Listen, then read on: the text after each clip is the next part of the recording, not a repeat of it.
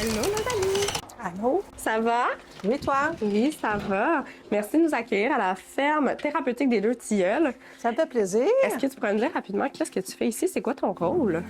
Bien, en fait, le rôle, la mission de la ferme thérapeutique aux Deux Tilleuls, c'est d'offrir de l'intervention psychosociale, principalement aux personnes qui ont subi un traumatisme de violence physique, psychologique et ou sexuelle. Toutes les études le démontrent que le cheval, on est capable d'arriver avec des solutions beaucoup plus rapides, des résultats bénéfiques, parce que le cheval, c'est un animal émotionnel. Et le but de travailler le traumatisme, c'est d'être capable de reconnecter la personne sur ses émotions, et c'est avec le cheval qu'on y arrive. La ferme thérapeutique aux Deux Tilleuls, c'est un projet de retraite. Alors, il y a 10 ans, je me suis retraitée et pour, justement, être en mesure de servir ma clientèle, je suis retournée aux études l'année passée pour faire mon DEC comme éducatrice spécialisée. Puis concrètement, là, quand quelqu'un arrive pour une séance, quoi le rôle que joue le cheval dans l'intervention? C'est un animal qui est un peu éponge. Il va être capable de ressentir l'émotion de l'humain. Étant donné qu'on travaille principalement avec des gens du trauma, on travaille aussi avec d'autres, mais principalement avec les gens du trauma, l'objectif, c'est de les reconnecter sur leurs émotions pour être en mesure de combler leurs besoins. Pour y arriver, le cheval est un outil. Par exemple, quelqu'un qui a de la difficulté à gérer son anxiété. L'anxiété, on sait que c'est la peur qui est mal contrôlée et mal gérée.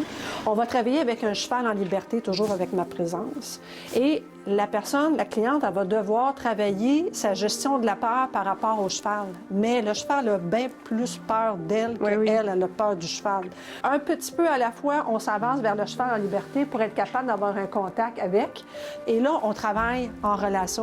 C'est vraiment un partenariat. Un cheval qui est sélectionné pour faire l'équithérapie a une personnalité qui répond presque à tous les clients. Ça prend un cheval qui pardonne l'humain, les erreurs. Ça prend un cheval qui est désensibilisé à tout ce qui pourrait lui faire peur. Un ballon qui vole au vent, une clôture qui craque, un klaxon d'une voiture dans l'entrée. Tout ça, il faut qu'il soit désensibilisé. Sinon, s'il a peur, bien, il va faire un sursaut puis il va créer de la peur à la cliente. C'est pas ça l'objectif du tout. Et qui accepte aussi la proximité de l'humain.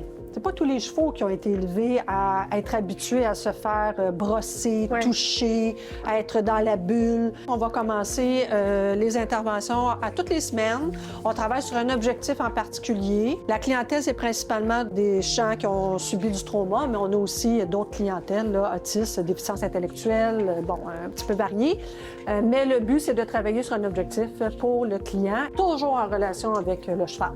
Alors, un des bureaux dans lesquels on travaille, on l'utilise principalement pour les groupes parce qu'il y a quand même de la place pour tout le monde. Ce qui est intéressant, ce qui est le fun, c'est qu'ici, on est directement au package, donc on voit les chevaux qui se promènent, c'est super sympathique. Les fenêtres sont toutes hautes pour la confidentialité et l'intimité des gens. L'intervention psychosociale par l'équithérapie, ce n'est pas un cours d'équitation. Et l'équithérapie n'est pas un cours d'équitation. L'objectif, c'est de développer ou de travailler certaines habiletés, certaines émotions en lien avec le cheval.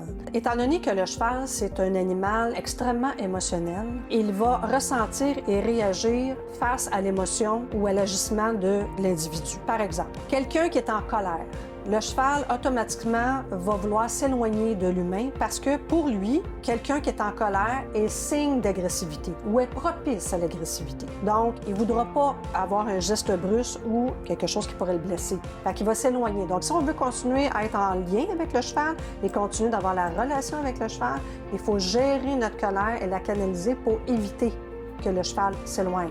Et après une troisième rencontre consécutive, on est capable de voir une amélioration de façon significative au niveau du stress. Ils sont très apaisés. L'impact peut durer de 3 à 7 jours. Elles sont capables de mieux gérer leurs émotions. Elles sont capables davantage de les gérer, de les identifier et de les nommer. En fait, ce qui me touche le plus, étant donné que moi, je travaille principalement avec les femmes qui ont vécu des agressions sexuelles et physiques et psychologiques, ce sont souvent des femmes qui, après ce genre d'événement-là, qui les a empêchées d'avancer et d'être fonctionnelles dans la vie. Elles se sentent coupables à tous les points de vue, elles sont incapables de vivre leurs émotions de façon saine.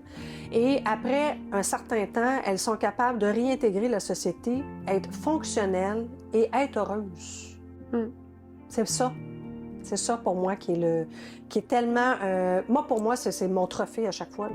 Quand ils viennent me revoir, là, puis qu'ils me disent « Ah, Nathalie, j'ai obtenu cet emploi-là, je suis super heureuse, ça va bien, je suis déménagée, j'ai eu un bébé, j'ai un nouveau chum. » Et c'est parfait.